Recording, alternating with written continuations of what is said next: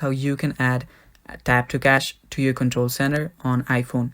Now this works for iOS 18 only, so make sure that you've upgraded to the iOS 18. So before we start, if you are new to our channel, just hit down below and hit the subscribe button so you don't miss out on our future videos. Now let's get started. So first what you'll want to do is go to your control center. After you do that, just tap on the plus icon on the top left. Now after you've done that, you will see add a control option on the bottom. Tap on add a control and now you can see all of these controls right here. Now you can search it through here. You can search the tap to cache option through here.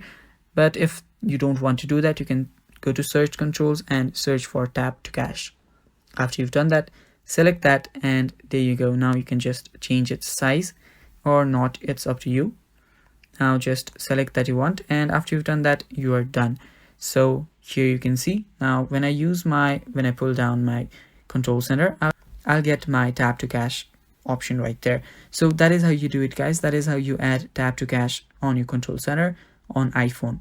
Thanks for watching. That is all for the video. Stay tuned for more, and bye bye.